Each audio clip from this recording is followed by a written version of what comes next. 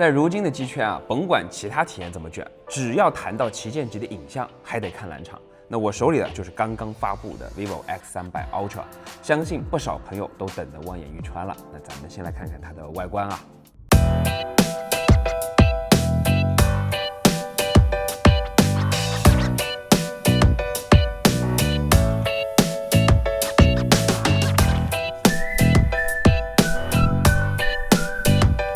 看这个 Deco 的设计 ，vivo 这次显然是不装了啊，就想给用户一种专业微单的既视感。那整体设计看后背啊，似乎差异不大，但相比上代还是做了一些调整的。你比如 logo 挪到了左下竖向排布，加强微单的这个属性；边框上取消了使用频率极低的拍照键，那正面改为了直屏，对于做贴膜的我来说是喜闻乐见。整机实测240克左右，实际握持手感基本可以参照上代的超大杯。那么接下来咱们边拆边聊啊。第一步，关机后取出卡托，双卡背靠背放置，卡托材质为金属加塑料，内侧有防尘防水的胶圈。第二步，拆卸后盖，加热后划开粘胶分离后盖。后盖呢为玻璃材质 ，Deco 的装饰板和摄像头镜片采用一体化设计，都是玻璃材质。装饰板外圈使用铝合金材质打造，后盖内侧右上角的闪光灯透镜采用2种不同规格的菲涅尔透镜组合而成，结合智能闪光算法，动态调节光强和发散角度，实现更加精细的光效控制。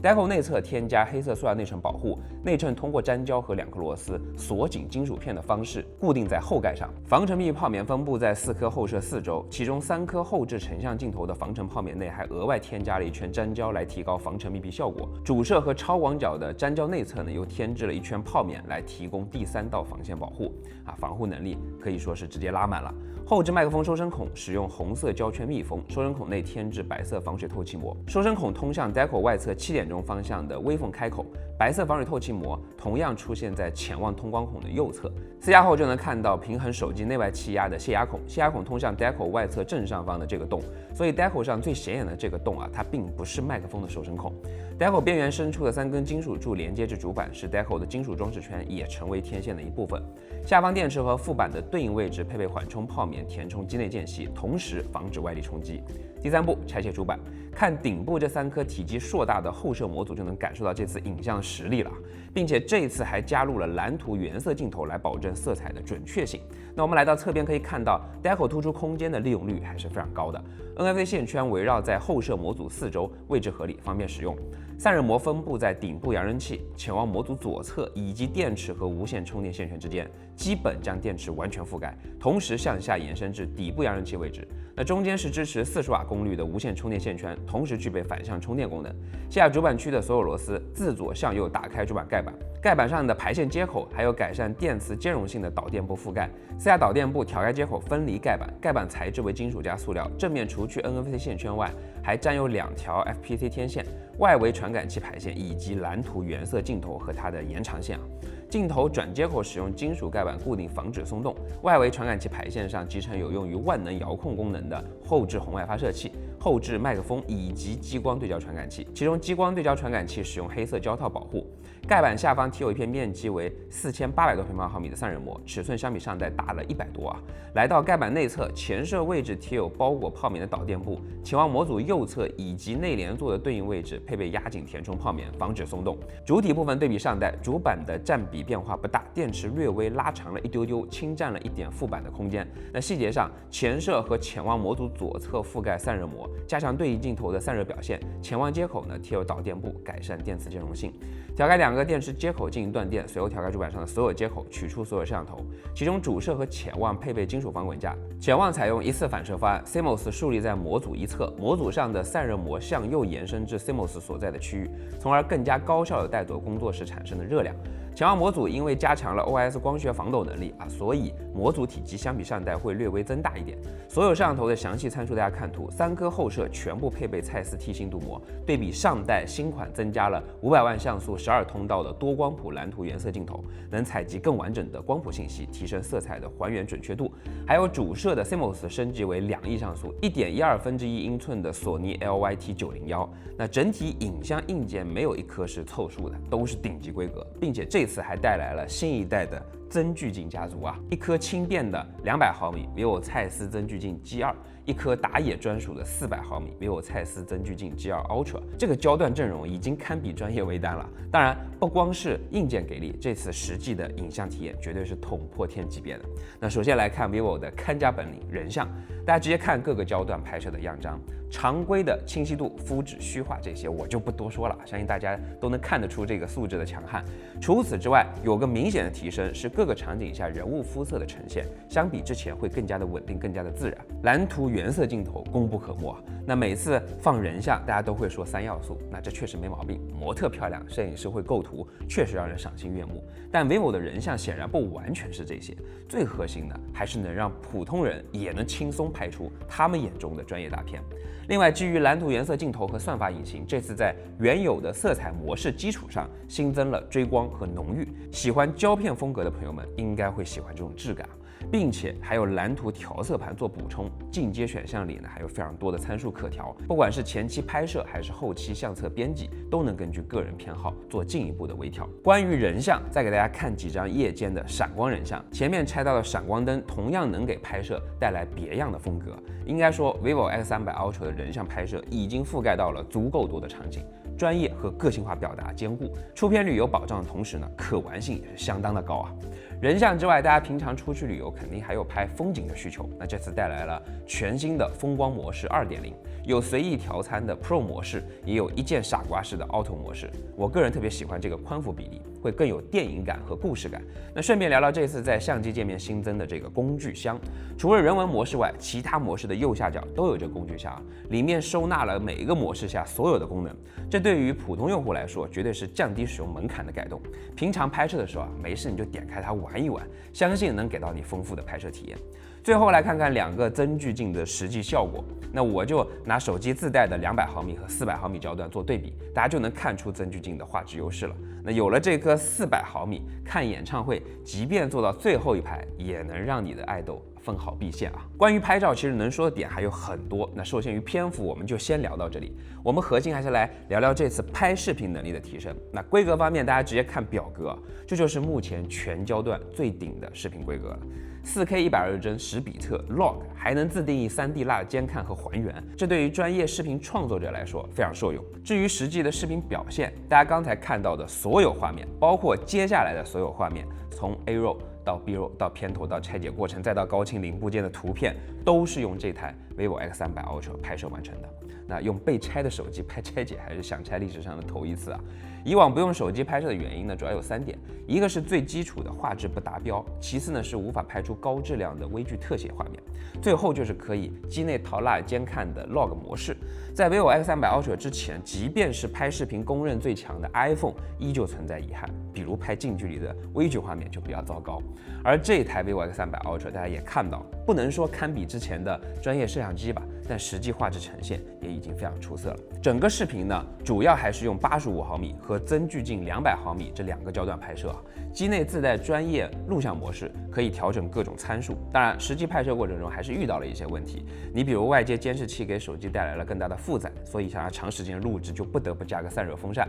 还有专业模式下的帧率和焦段不能记忆等等细节问题。但这些都不影响实际画质的呈现，至少vivo先做到了能拍出来，并且拍得好。而用的顺不顺手这件事儿，肯定是需要一些时间去优化迭代的。当然啊，拍想拆的整个场景其实是比较局限的，并不能完全体现出这台 vivo X300 Ultra 的视频拍摄能力。你比如这次新增的电影风格直出功能，就非常适合户外的一些场景啊，有 Film Look 和 Film Style 2个模式，前者只是给到了电影感的色彩，所以能支持 4K 60帧的规格，而后者呢，在这个基础上还加入了宽幅比例、24帧的电影帧率、复古的元素、运动模糊以及暗角，给到了更完整的电影感呈现。应该说啊 ，vivo X300 Ultra 绝对是一台实打实的专业微单，不管是基础的画质、风格化表达，还是专业创作，甚至是拓展性，都是目前旗舰序列里独一份的存在。能有这样的表现，离不开 vivo 长久以来对于影像表达的自我突破。那对于大部分普通用户而言 ，vivo X300 Ultra 完全可以成为唯一的拍摄器材，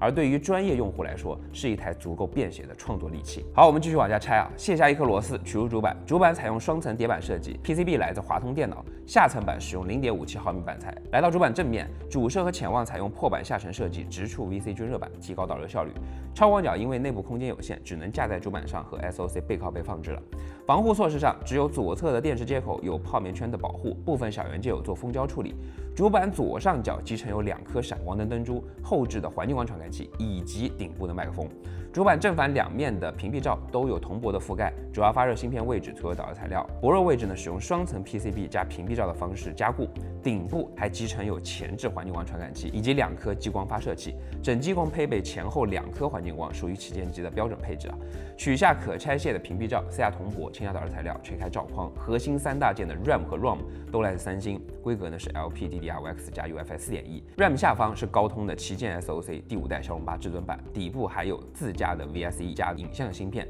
负责带来更出色的影像表现。那前面聊了那么多关于影像体验，但 vivo X300 Ultra 同样是一台性能旗舰啊。王者和吃鸡都能跑满144帧，温度功耗也都控制得很好。即便是原神和星铁依旧能满帧流畅运行。从这款游戏的温度表现来看，我觉得是没什么压力的。换言之，就是后续的固件是没有往回拉的必要的。分层后可以看到2层主板之间并没有添加导热凝胶，这么做呢，可能也是为了避免 SOC 发出热量加速传导至背靠背放置的超广角模组。那其余的芯片信息大家直接看图。调开触点取出顶部的扬声器，顶部扬声器发热单元呢升级为歌尔股份的1697规格，发热单元尺寸要比上代的1210D 更大。上方的红色密封胶圈配合主板盖板，可以组成 0.8cc 的近腔体积后腔啊。相比上代的全腔灌粉方案，这么做可以带来更大的后腔体积，并且是纯的 0.8cc， 和之前等效多少 cc 它不是一个概念啊。虽然1697不算是目前最顶级的单体，但能在如此豪华的影像配置内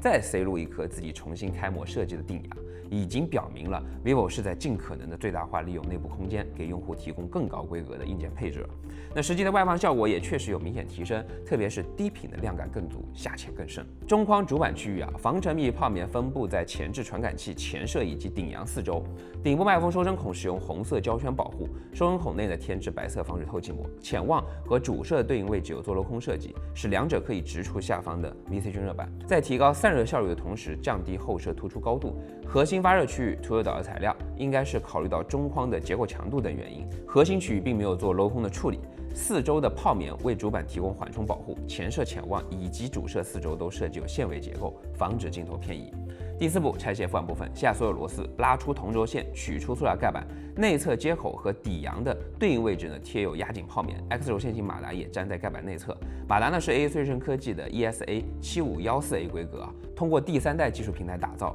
相比上代的9593，稳态振动量提升了28%，启停时间下降了50%。简单来说呢，就是震感更强，反馈更干脆。那马达的体积和硬件综合性能呢，介于 ESA 0816和 SLA 0620之间。那底部扬声器是歌尔股份的1511规格，和上代的1511P 性能是一致的。内部填充有 N-Base 声学增强材料。副板上的接口配备导电部，撕压后挑开所有接口，取出副板。副板采用0.5毫米板材，屏幕接口配备泡棉圈保护，大部分小元件有做封胶处理。Type-C 接口的薄弱位置呢，使用金属片加固。副板上集成有2颗底部麦克风、SIM 卡槽以及 Type-C 接口，接口根部有封胶和金属盖板保护，内侧配备防尘防水胶圈。接口速率是5Gbps 速率的 USB 3.2静音规格，支持 DP 视频输出。向内放大可以看到供电角位有镀惰性金属来提升抗氧化和耐腐蚀的性能。整机从上代的3麦克风升级到4颗，属于旗舰机的标杆级配置了。2个底部麦克风收声孔呢均采用 L 型防呆设计，误插后不用担心防护结构损坏。中框副板区域2个底部麦克风收声孔配备红色胶圈加白色防水透气膜，底部扬声器出声口使用红色胶圈加细密的防尘网保护。整机是通过了 IP68加 IP69的防尘防水认证。第5步，拆电池，有快拆设计，采用单电芯双接口方案。那这块蓝海电池通过第4代硅负极技术的加持，容量进一步提升到了6600毫安时，相比上代增加了600啊。还有第2代半固态电池技术，保证低温下的稳定放电。制造商呢为东莞新能德，使用 ATL 电芯。电池的详细参数大家看图。电池的能量密度啊，通过包装尺寸计算呢，在861瓦时每升左右，相比上代的832又有进一步提高。这回包装内附带的快充头功率也有所加大，来到了100瓦，并且回归了 C2C 的设计，那实测峰值充电功率83瓦，1到100充电用时45分钟。最后一步，拆屏幕，加热后划开粘胶分离屏幕，屏幕是京东方的 LTPO OLED，那使用独供的 Q10 Plus 发光材料，依旧保持2K 分辨率，最高刷新率升级到了144赫兹，在刷新率为1到120赫兹时呢，采用2160赫兹的高频 PW 调光，来到144赫兹后呢，变为2592赫兹，同时也有全亮度 DC 调光模式可以选择，还有原偏振光2.0的加持来降低有害蓝光对眼睛的影响。实测手动全屏最高791尼特，强光激发时接近1800尼特，10%窗口下来到了3578尼特，还新增支持1尼特的最暗亮度。屏幕背面是全覆盖铜箔，中间的超声波指纹更换为汇顶最新一代的解决方案，大幅提升了对不同规格钢化膜的适配性啊。屏幕底部使用 LIPO 封装工艺压缩下巴宽度，触控 IC 更换为新思的 S3910V。那中框上覆盖有面积为6200多平方毫米的散热膜，相比上代大了100平方毫米啊。指纹驱动板以及 DDIC 的对应位置配备泡面，提供缓冲保护。CR 散热膜就能看到接近5800平方毫米的不锈钢 VC 均热板，VC 面积对比上代大了差不多700平方毫米，也就是14%左右。内部的蒸汽腔空间呢增大22%，还有中间的超级吸水通道来加强 VC 内部的回水速度，来提升整机的均热能力。那最后的中框总成采用纳米注塑加 CNC 一体成型的方案，边框和内框都是铝合金材质啊。好了，拆解就到这里，整机有3种共21颗螺丝。那结合上面的体验和拆解，不难看出 vivo X300 Ultra 绝对是一款实至名归的顶级全能旗舰。那特别是针对移动影像体验的自我突破，它又进一步模糊了消费级手机和专业影像设备的体验边界，把专业级的焦段、画质和创作能力直接装进口袋。同时，在极致影像体验的基础上，完美兼顾了旗舰级的性能、续航、影音等核心体验。这对于寸土寸金的手机来说，必须具备非常出色的内部空间规划和结构设计能力。那应该说，这台 vivo X300 Ultra 的综合体验放在同档旗舰序列里，绝对是独一份的存在。那如果能在手感上再优化一下，就更完美了。那我觉得蓝厂绝对是具备这个实力的，希望后续能给我们带来密度上的惊喜。好了，以上就是本期视频的全部内容，我是罗宾，我们下期想拆再见。